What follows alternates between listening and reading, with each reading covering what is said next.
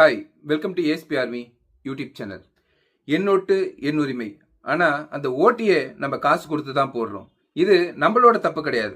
Election ஆரம்பித்து சுமார் 50 to 60 வருஷம் வரைக்கும் ஒரு வாழை ஆரம்பித்தது இன்னைக்கு 100, 200, 300, 1000, 2000 போய் 3000, 4000, 5000 போய் நிற்குது.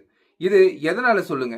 ஒரு அரசியல் கட்சிக்காரன் 100 ரூபா நமக்கு தரானா அதுல அவன் 1000 ரூபாய் எடுக்க போறான்னு அர்த்தம். அந்த 100 ரூபா வாங்கிட்டு நம்ம 5 வருஷம் காத்து கிடக்குறோம். அவன் 5000 கோடி எடுத்துட்டு போயிட்டே இருக்கான். இந்த 60 வருஷ ஆட்சியில உங்களுக்கு எத்தனை பேரு நேர்மையா அரசியல் இருந்திருக்காங்கன்ட்டு யோசிச்சு பாத்தீங்கன்னா 1-2 பேர் தான் ஞாபகத்துக்கு வரும். எனக்கு தெரிஞ்சது ஒன்னு காமராஜர், இன்னொருத்தரும் இருக்காரு, அவர் பேர் கக்கன்.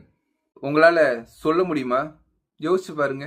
இன்னைக்கு வரைக்கும் தமிழ்நாட்டில் மொத்தம் 100% ஓட்டு இருக்கு. இதுல 55% தான் ஓட்டு போடுறாங்க. பேலன்ஸ் 45% சோம்பேறித்தனத்தாலேயே ஓட்டு போடுறது கிடையாது. இவங்களெல்லாம் நான் ஒரு கேள்வி கேட்கிறேன். நீங்கெல்லாம் எதுக்குமே போய் லைன்ல நின்னது கிடையாதா? டைமே வேஸ்ட் பண்ணது கிடையாதா?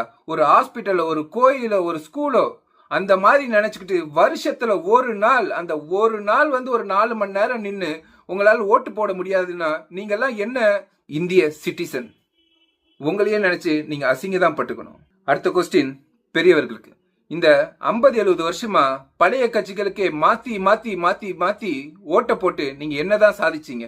உங்களுக்கு அதுல என்னதான் கிடைச்சிச்சு? அவங்க என்ன உங்களுக்கு கொடுத்துருக்காங்க? அவங்க என்ன கொடுத்துருக்காங்க தெரியுமா? இன்னைக்கு வரைக்கும் நீங்க இருக்கிற ரோடெல்லாம் குண்டும் குழியுமா இருக்குது, போற ஹாஸ்பிட்டல்லாம் கேவலமா இருக்குது, பாதுகாப்பே இல்லாத ஒரு நிலையை கொடுத்துருக்கு. இது ஏன் சொல்றேன்னா, ரீசெண்டா நடந்த தூத்துக்குடி மாணவி கொலை வழக்கு வரைக்கும். இதுவே ஒரு அரசியல்வாதி இருக்கிற வீட்டையோ அந்த தெருவையோ போய் பாருங்க, ஒரு சின்ன சின்ன புள்ளி பள்ளம் கூட நீங்க பார்க்க முடியாது. ஓட்டு போட்டவெல்லாம் பள்ளமும் குழியிலையும் உளுந்து பரண்டு போயிட்டு இருக்கான். ஓட்டு வாங்கினவெல்லாம் சொகுசா அசையாம கார்ல போயிட்டு இருக்கான். இதுதான் நம்ம ஊரு அரசியல். இதைதான் நீங்க பெரியவங்க எல்லாம் இத்தனை வருஷமா மாத்தி மாத்தி ஓட்ட போட்டு எங்களுக்கு கொடுத்துருக்கீங்க. ரீசெண்டா ஒரு விஷயம் நடந்துச்சு, அதை நான் உங்ககிட்ட ஷேர் பண்றேன். கிட்டத்தட்ட 2 வருஷமா அந்த ரோடு குண்டும் குழியுமா உடஞ்சி கிடஞ்சி அப்படிதான் இருந்துச்சு. 2 நாள் முன்னாடி ஒரு அமைச்சர் வராருன்ட்டு அந்த ரோட கிளீன் பண்ணி சும்மா பலன்னு ஆக்கி விட்டுருக்காங்க. அப்போ இதுல இருந்து என்ன தெரியுது? நம்மெல்லாம் குண்டும் குழியில நாரி உடஞ்சி முழுந்து ஆக்சிடென்ட் ஆகி செத்தாலும் பரவாயில்ல, வர அமைச்சர் ஒரு துளி கூட அசையாம போகணும். அதுதான் இந்த கவர்மெண்ட் அதை தான் பண்ணிக்கிட்டு இருக்குது. நீங்க சொகுசா இருக்கணும்னு அரசியலுக்கு வந்தீங்களா, இல்ல மக்களை சொகுசா வைக்கணும்னு அரசியலுக்கு வந்தீங்களான்னு தெரியல. ஓகே, அடுத்த விஷயத்துக்கு போவோம்.